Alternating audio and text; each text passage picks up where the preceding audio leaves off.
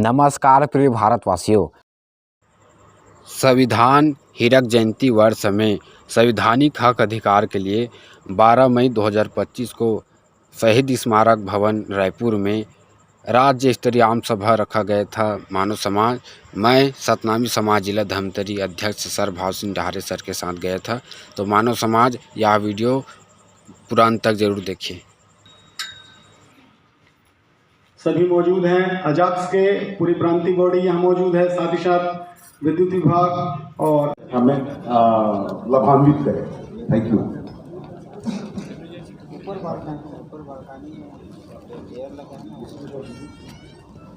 और कार्यक्रम को थोड़ा सा क्योंकि समाज प्रमुखों को भी सुनना है, आप लोग भी लगातार बैठे हुए हैं। आज मुझे लगता है कि भगवान बुद्ध अगर महल से नहीं निकले होते और आप अपने घर से नहीं निकले होते तो शायद जानकारी नहीं होती। वो बुद्ध दिवस को मैं प्रणाम करते हुए, क्योंकि आज इस बार खाने का नहीं है, पेट भरने का तो कम से कम नहीं है, आज दिमाग भरने का काम है जो आज ये दोनों वर्ग कर रहा है।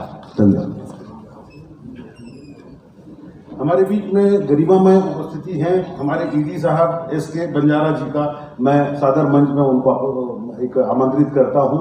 हमारे बंजारा साहब का मेरे मित्र जहाँ तक भी दिख पा रहे हैं, पैकरा जी जो कि अंबिकापुर के मेरे, आइए बंजारा साहब स्वागत है प्लीज। हाँ, अब लोग देखना चाहते हैं आप जैसे लोगों को कि भाई सब मंच में रहें आप।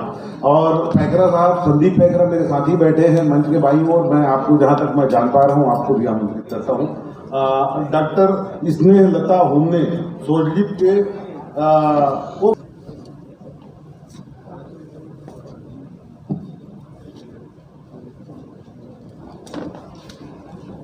आज बड़े ही शुभ दिन है। तथागत भगवान बुद्ध की जयंती, आप सबको इसकी बधाई। मंच पर उपस्थित धर्मगुरु राजा गुरु बालदास साहब जी, आपको सादर चरण वंदन। मंच पर उपस्थित हमारे अधिकारी कर्मचारी संगठन के चारों प्रांताध्यक्षगण, डॉक्टर लक्ष्मण कुमार भारती जी, Shri RN Dhruv ji, Shri engineer RN Dhruv ji, Shri Anil Kumar Banerjee, मंच पर उपस्थित हमारे आयोग के अध्यक्ष एवं आरक्षण मामलों में याचिका जिस संगठन के माध्यम से पूर्व में लगाया गया था, साहित्य अकादमी, गुरुवासला साहित्य एवं संस्कृति अकादमी के अध्यक्ष श्री KP खांडे जी एवं तमाम बुद्धिजीवीगण जो मंचस्थ हैं, आप सभी को सादर नमन है। और मंच के समक्ष जो विराजमान हैं, आप सभी को सादर नमन है। बहुत से मुद्दे पे बात हुई है और सभी मुद्दों में, सभी वक्ताओं के बातों में यह बात समाहित थी कि जो प्रेजेंटेशन है और उस प्रेजेंटेशन की पूर्ति है, और यदि किसी कारण से उस प्रेजेंटेशन की प्रतिपूर्ति नहीं हुई है तो उन कारणों को ढूंढना है और उसका समाधान करना है शासन प्रशासन स्तर पर, सरकार के स्तर पर, और हम अधिकारी कर्मचारी और समाज मिलकर क्या कर सकते हैं इस स्तर पर। जो सबसे बड़ी समस्या छत्तीसगढ़ बनने के बाद से अब तक जो हम झेल रहे हैं वो बैकलॉग की समस्या है। पहले तो मैं बैकलॉग शब्द को बहुत ही सरल शब्दों में आप सबके समक्ष रखना चाहूँगा कि बैकलॉग है क्या चीज़। निश्चित तौर से अधिकारी कर्मचारी कुछ जागरूक होते हैं, वो बैकलॉग शब्द का अर्थ समझते हैं, लेकिन जो कितनों भी पढ़े लिखे अधिकारी कर्मचारी हैं और जागरूक नहीं हैं, जो आरक्षण मसलों को नहीं जानते हैं, वो बैकलॉग शब्द का शायद शाब्दिक अर्थ नहीं समझते होंगे। भले उनका शाब्दिक अर्थ जो भी हो, लेकिन संवैधानिक दृष्टिकोण से भर्ती के मामले में बैकलॉग उसको कहा जाता है कि यदि अनुसूचित जाति जनजाति वर्ग के आरक्षण के प्रतिशत के आधार पर किसी भी वर्ष पद सृजित किए गए हों और जब विज्ञापन जारी करने के पश्चात उसकी प्रतिपूर्ति नहीं किए गए हों, तब की स्थिति में जितने पद की प्रतिपूर्ति नहीं की गई है उन पदों को बैकलॉग की श्रेणी में रखी जाएगी। यह है बैकलॉग का सरल शब्दों में अर्थ। अब ये समस्या कितना विकराल है, इस पर हमको मंथन करने की जरूरत है, सोचने की जरूरत है। जब मध्य प्रदेश से छत्तीसगढ़ अलग हुआ तो लगभग ये माना गया था तत्कालीन समय में लगभग 1.5 लाख पद अनुसूचित जाति जनजाति के बैकलॉग थे। और इसी तारतम्य में तत्कालीन मुख्यमंत्री माननीय अजीत प्रमोद कुमार जोगी जी, जो कि छत्तीसगढ़ के प्रथम मुख्यमंत्री थे, उन्होंने एक पहल की थी जरूर। 2002 में एक आदेश सामान्य प्रशासन से जारी हुआ था कि जो बैकलॉग भर्ती को अनिवार्य किया जाए और बैकलॉग की प्रतिपूर्ति की जाए। लेकिन किन्हीं कारणों से केवल विज्ञापन जारी हो सका और बैकलॉग की प्रतिपूर्ति नहीं हो पाई। और आज भी वही दर्द, उसी समस्या से हम जूझ रहे हैं। आज भी आप देखते होंगे गिने चुने बैकलॉग के पद आज के विज्ञापनों में आपको दिखाई दे देते हैं। वो इसलिए क्योंकि आप महसूस करें कि बैकलॉग का भी पद भरा जा रहा है, सिर्फ महसूस कराने के लिए। बैकलॉग का पद भरा जाना तभी हम कहेंगे जब सन 2000 से 1 नवंबर सन 2000 से लेकर के वर्तमान तक जितनी भी भर्तियां, जिस समय जो आरक्षण नियम लागू था, उस आरक्षण नियम के तहत जितने पद स्वीकृत थे अनुसूचित जाति के और जनजाति के आरक्षण प्रतिशत के आधार पर जो पद उसमें भरे नहीं गए थे, यदि वो पूर्व के हों चाहे तत्कालीन समय के हों, यदि वे रिक्त हैं, उन सभी पदों को भरने का आदेश हुआ था तत्कालीन समय में। लेकिन आज पर्यंत उस बैकलॉग को नहीं भरा गया और यही बैकलॉग की समस्या है।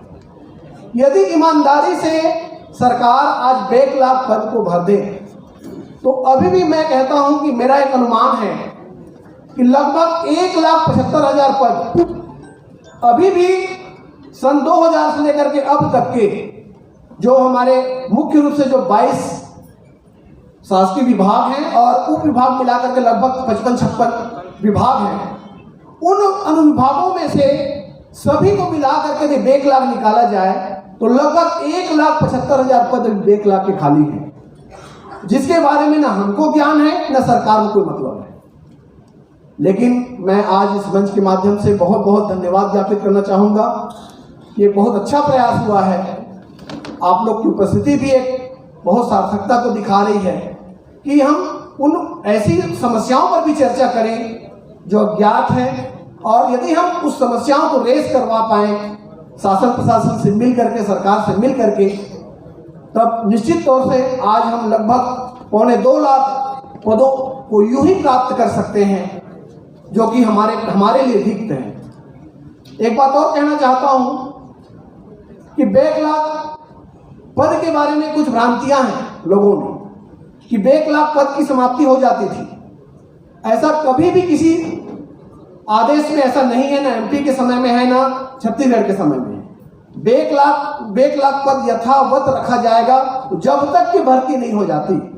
अब सोच लीजिए, बैकलॉग 2000 से रिक्त है और उस समय आकलन लगाया गया था 1.5 लाख के आसपास पद रिक्त है करके, और 26 पेज का एक उसके लिए अधिसूचना जारी की गई थी कि बैकलॉग को कैसे भरना है, कैसे एमपी से हमको पद मिले हैं, उसके लिए कमेटी क्या होगी, ये सारे नियम उसमें 26 पेज में निहित है। अभी भी वो है, सामान्य प्रशासन विभाग के वेबसाइट में अभी भी है, लेकिन उसका एक पेज का भी पालन नहीं किया गया है। तो मैं आज निवेदन करना चाहूँगा, मुझे बहुत ही इस बात की खुशी हो रही है कि हमारे बीच में कुछ ऐसे भी व्यक्तित्व बैठे हुए हैं जो शासन प्रशासन से सीधे संवाद कर सकते हैं, सरकार से संवाद भी कर सकते हैं, और आज हमने समाज प्रमुख के नाते उनको यहाँ पर बुलाया भी है ताकि हमारी समस्या का ऐसा समाधान कर पाएँ।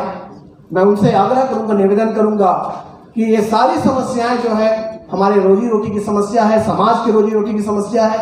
1 लाख तो कर्मचारी अधिकारियों को समस्या ही नहीं है, ये तो विशुद्ध रूप से सामाजिक समस्या है। इसमें तो समाज के बच्चे आएंगे ना।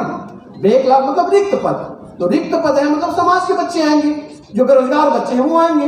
तो वो उनके लिए कम से कम ये बात करें कि 1 लाख के जितने भी पद है उन सभी पदों को कमेटी बना करके या जिस भी 1 लाख की रिक्तता मंगा करके उसके लिए कार्रवाई करें और इस काम प्रमुखता से आप सबके रख पाए तो बहुत अच्छी बात होगी। बहुत बहुत धन्यवाद। जय भीम, जय संविधान, जय सतनाम, जय शिवराज। है और आप कभी भी इनका फोन जो है 24/7 खुला रहता है। मैं ऐसे मार्गदर्शक समाज सेवी और साथ साथ हमारे कर्मचारियों के प्रतिनिधि माननीय M.R. ध्रुव जी, जिनको मैं खास करके मेरे फोन में भी यही सेव है कि लीगल, तो अपनी लीगल बातों को करने के लिए संविधान के साथ पेशा को कैसे जुड़ाव रखने के लिए उन विषयों पर विषय रखने के लिए मैं आपको सादर आमंत्रित करता हूँ।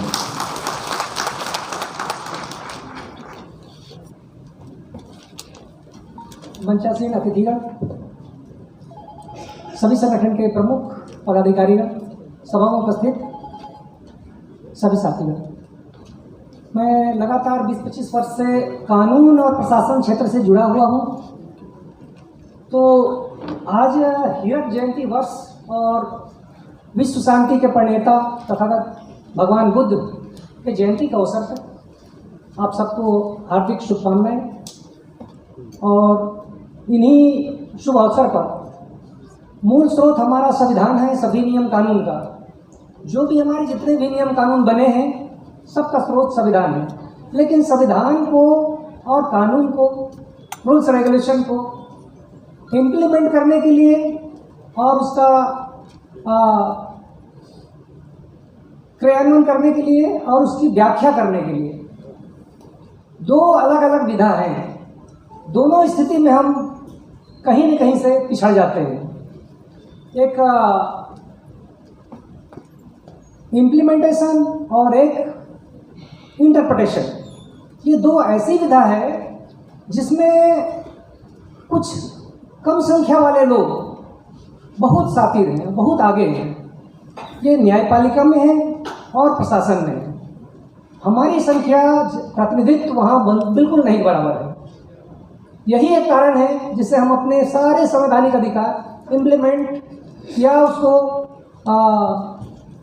व्याख्या नहीं कर पाते हैं, इंटरप्रिटेशन नहीं कर पाते हैं। पेशा कानून मुझे अभी दिया गया है बोलने के लिए। मुझे पूर्व में मेरा विषय था फर्जी जाति प्रमाण पत्र। मूल रूप से मैं आरक्षण, फर्जी जाति और एट्रोसिटी, ये मुख्य मुद्दे लेकर मैं लंबे समय से काम कर रहा हूँ। ये सारे विषय ऐसे हैं, सब में कानून जुड़े हुए हैं।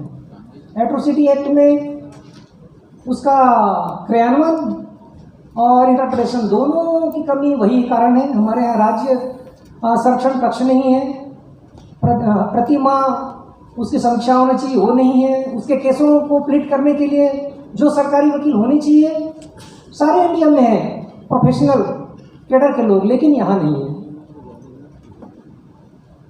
वो सब दिशा में यहाँ तक उनके संरक्षण के लिए, उनके जो आर्थिक और पीड़ित प्रतिकर दिलाने के लिए सारे क्षेत्रों में हम पीछे हैं। यही स्थिति आरक्षण अधिनियम 1994 का है। कितना पुराना कानून है देखिए, 1994 का, लेकिन हम एक भी केस इम्प्लीमेंट नहीं कर पाए, न लगा पाए। उसका कारण सिर्फ एक कारण है, उस एक्ट में एक ऐसी प्रावधान है धारा 6 में कि कोई भी केस लगाना चाहेंगे आप तो आपको सरकार से अनुमति लेनी पड़ेगी।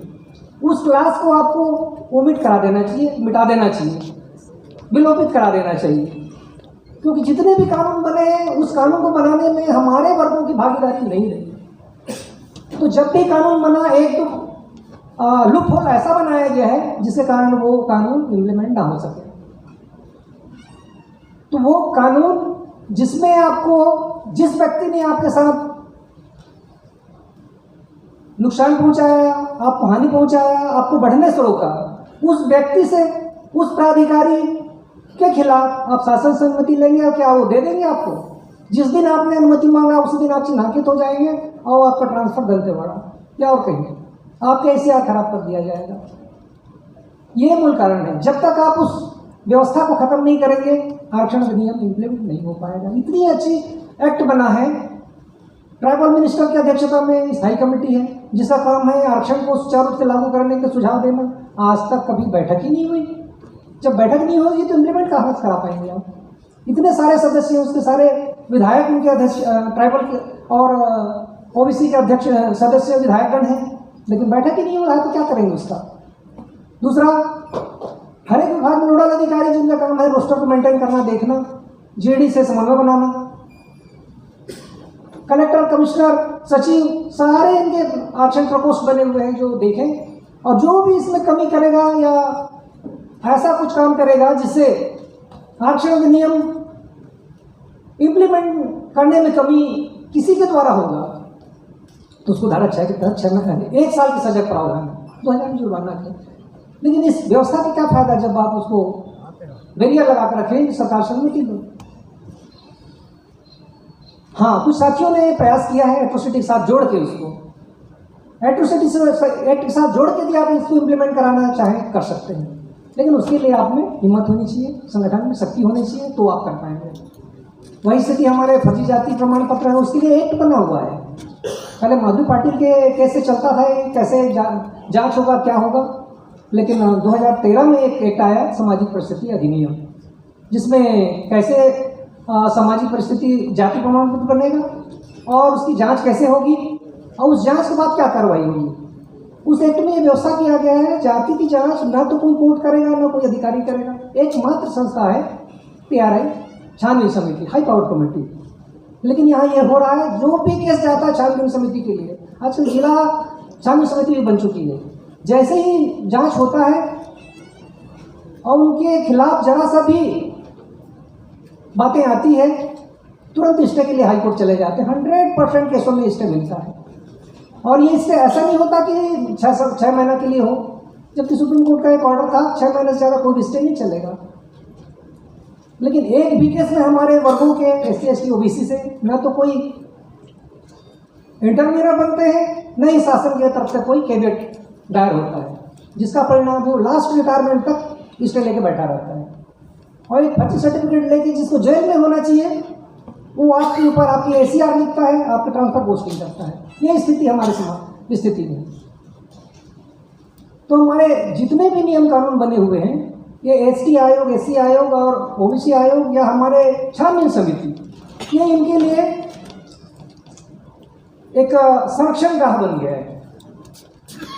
बहुत सारे केसेस मैंने डील किया, जो भी केस जाता है फाइल ही गायब कर दिया जाता है। जब फाइल ही गायब हो जाए तो उसके खिलाफ जांच कहाँ से होगी, या ऐसे कुछ कमियां छोड़ देते हैं जिससे तुरंत स्टे मिलता है। जबकि इतना स्पष्ट है, उसमें विजिलेंस की टीम है, सीनियर एडवोकेट्स हैं उसमें, विधि सलाहकार, लेकिन सारे पोस्ट खाली। जब पोस्ट ही खाली रहेगा तो जांच क्या करेगा? बड़े बड़े जज, वकील, सरकारी वकील, मंत्री, नेता सारे फर्जी सर्टिफिकेट लेके आसीन हैं। तो कहाँ से आपको ये आरक्षण, कहाँ से आपकी सुरक्षा की व्यवस्था हो पाएगी? तो आपको जागने की जरूरत है। जितने आयोग हैं, जितने छानबीन समिति है, उसमें आपकी सक्रिय भागीदारी हो, आप गवाही देने जाएं और इंटरप्रिटेशन करें और बताएं उनको वो कानून क्या बोलता है। एक छोटा कानून 2013 में आया, उसमें सजा है मात्र 3 साल का, लेकिन न्यायपालिका व्याख्या करती है कि इसमें कहा गया है छानबीन समिति जांच करेगी, वो FIR कराएगी तभी FIR होगा। आपको पावर ही नहीं कि आप FIR करा पाए। जबकि वही कानून बोलता है कि ये कानून सभी कानूनों से बिल्कुल अलग है, किसी भी कानून को कम नहीं करता, ये अतिरिक्त है। इसका असर हुआ जो सर्टिफिकेट बनाता है जरा सा अंक बढ़ा देता है, 420 का मामला बनता है, आजीवन कारावास की सजा उसको हो जाती है। और जो फर्जी सर्टिफिकेट बना के नौकरी हासिल किया वो भी आजीवन कारावास का मामला है। BNSS IPC तहत उसके तहत खिलाफ मामला बनेगा और केस चलेगा। अभी एक भी केस FIR के नहीं आए हैं। FIR की ओर हमें जाना चाहिए, न कि छानबीन समिति की ओर। जैसे ही आपकी जिला समिति ने प्रथम दृष्टिया बता दिया है फर्जी है, इवन आपके पड़ोसी बता देंगे कि इसके सारे वंशज, सारे परिवार इस जाति के हैं, एकमात्र व्यक्ति है जिसने ये लाभ लिया है। उतने में आपके FIR शक के आधार पर होता है, संदेह के आधार पर होता है, ना कि प्रमाण के आधार पर। प्रमाण ढूंढना या साक्ष्य ढूंढना पुलिस का काम है। और ये इस छानबीन समिति के पास वो शक्तियाँ, वो पावर्स, वो संसाधन नहीं है जो पुलिस के पास है। पुलिस के पास टेक्नोलॉजी है, विशेषज्ञ है, वो सारे कुछ कर सकते हैं। उसमें आजीवन कारावास के योग्य मामला बनता है और सीधे तुरंत वो जेल में चला जाएगा। और ये आदमी स्टे लेके सारा प्रभावित करते रहते हैं सभी को। ये दूसरा है हमारा पेशा कानून। ये 1996 से बना हुआ है पेशा कानून। मात्र थोड़े से धाराएं हैं, इतना शानदार व्यवस्था है। पंचायत की व्यवस्था को सरलीकरण करने के लिए जनजाति क्षेत्रों में कैसे हम उसको इम्प्लीमेंट करें, ये बताया गया है। अनुच्छेद 244 संविधान की व्यवस्था है, जिसमें कहा गया है बहुत सारे हमारे 10 राज्यों में ये व्यवस्था लागू है 5वीं अनुसूची के माध्यम से। स्वशासन की व्यवस्था, उसमें जो पंचायत के जो अधिकार हैं डायरेक्ट पंचायत न करके ग्राम सभा के माध्यम से इम्प्लीमेंट करना है। उनके जल जंगल जमीन, उनके स्वशासन, उनके रीति नीति, उनके कला संस्कृति, उनके आपसी झगड़े, छोटे मोटे दंड के मामले, ये सारे उनको निपटाना है। यहाँ तक कुछ कानून ऐसे हैं जो उनकी सहमति बिना उस क्षेत्र में लागू नहीं होंगे। इतनी शांतिपूर्ण व्यवस्था के लिए, आर्थिक विकास के लिए बनाया गया है। लेकिन इसका स्रोत है ग्राम सभा। ग्राम सभा के जो गठन है, वहाँ के 18 वर्ष से उम्र वाले जितने भी सदस्य नागरिक हैं, सारे सदस्य होते हैं। एक अध्यक्ष चुनना होता है और उनके सचिव होते हैं जो उनको मदद करने के लिए पंचायत के सचिव भी मदद कर सकते हैं। लेकिन आज हम देखते हैं सारा काम पंचायत के सरपंच और सचिव करता है, जबकि इस प्रणाली में ग्राम सभा शक्तिशाली है। जो अनुमोदन करेंगे वो वही काम होगा। जमीन का अधिग्रहण भी उस ग्राम सभा के अनुमोदन से ही होगा। फैक्ट्री लगाना है, रोड बनाना है, कुछ भी करना है, जब तक ग्राम सभा अपनी सहमति नहीं देगी वो काम नहीं होगा। इसी से जुड़ा हुआ है आपका स्थानीय भर्ती का मुद्दा। जो कन्फ्यूजन पैदा किया गया है वो बड़ा चालाकी से किया गया था। संविधान में ये व्यवस्था है, आपका सामान्य सेवा शर्तें नियम 1961 में लिखा हुआ है कौन पात्र होगा शासकीय सेवा के लिए, भारतीय नागरिक लिखा हुआ है। उसमें ही स्पेशल व्यवस्था के तहत इन्होंने अमेंडमेंट किया 2012 में। स्थानीय व्यक्ति का आशय राज्यपाल 5वीं अनुसूची में जो अनुसूचित क्षेत्र सरगुजा और बस्तर के हैं वो स्थानीय भर्ती के लिए पात्र होंगे, जो कि आर्टिकल 16(3) का उल्लंघन था। ये अधिकार संविधान में राज्यपाल को नहीं मिला। एक सरल सा छोटा सा काम था, डबल इंजन की सरकार है, ये प्रस्ताव केंद्र में जाता, केंद्र अनुमोदन करता, संसद उसको अनुमोदित कर देता और हो जाता।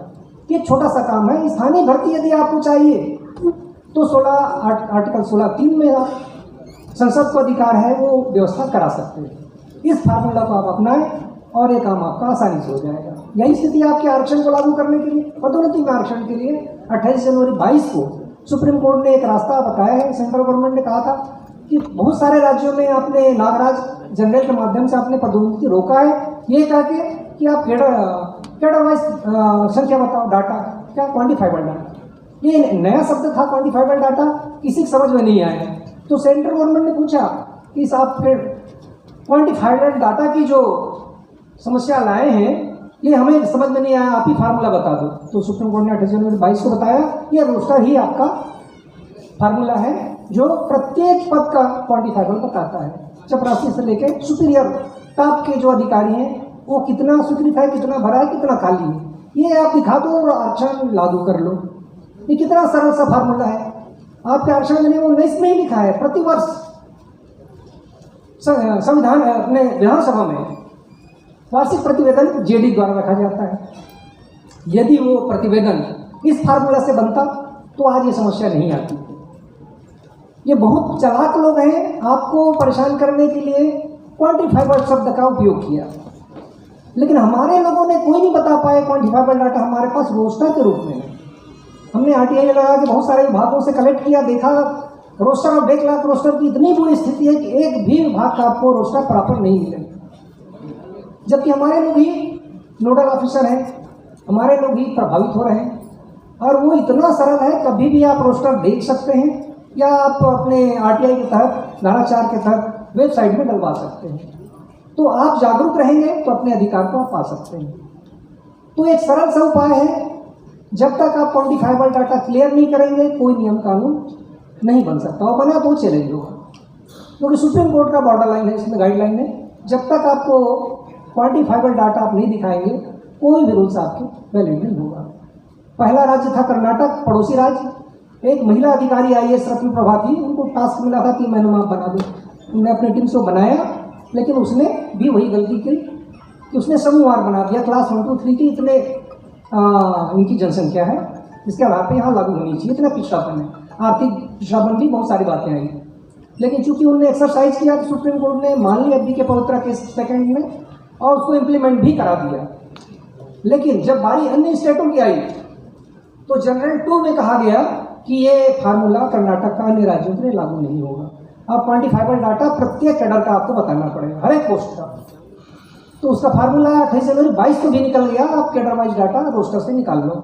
जब आपका फार्मूला निकल गया तो बनाने में कितनी देर लगती। इसके अलावा भी जब समस्या विकट हो गया तो हमारी गवर्नमेंट ने सुप्रीम कोर्ट में जाके आवेदन लगाया कि ये गुरु घासदास साहित्य परिषद के माध्यम से जो आरक्षण हमारा 32-12 था और 14 था, और जो 50 से ज़्यादा हो गया था, इस कारण उसे क्वेश्चन कर दिया है। हमारे पास अब भर्ती के लिए, पदोन्नति के लिए कोई नियम कानून नहीं है, तो हमें पुराने नियम के अनुसार अनुमति, भर्ती और पदोन्नति की अनुमति दी जाए। गवर्नमेंट एडवोकेट, उनके गवर्नमेंट काउंसिल सिंघवी साहब ने वहाँ निवेदन किया, as it is Supreme Court ने उसको एक्सेप्ट कर लिया। ठीक है, हम आपको अनुमति देते हैं, आप भर्ती और पदोन्नति में पुराने नियम के अनुसार आप चयन और पदोन्नति कर लें। ये 1 मई 23 की आदेश है। इसके बाद विद्युत विभाग में ये बहुतायत में समस्या पैदा हो गई, वहाँ सीनियरिटी भी खत्म कर दिया, जूनियरों को ऊपर पदोन्नति दे दिया गया। तब इन लोगों ने जब वहाँ जाके उस केस में, गुरु घासदास साहित्य अकादमी के केस में अपील दायर किए, उस केस में दोबारा रिपीट किया गया कि पूर्व में हमने 23 को जो आदेश किया हम इसमें भी देते हैं। तो दुर्भाग्य है हमारे लोगों ने या दोनों कमियां हैं, तो हम सब मिलकर प्रयास करें, फार्मूला बता दिया है कैसे करना है। मैं इस कार्य में सतत लगा रहता हूँ। जब भी पीड़ितों को न्याय दिलाने की बारी आती है या न्याय के खिलाफ लड़ना है, उस फ्रंट में मैं हमेशा आपको आगे मिलूंगा। हम एनी टाइम फोन के माध्यम से आप बात कर सकते हैं। Thank you.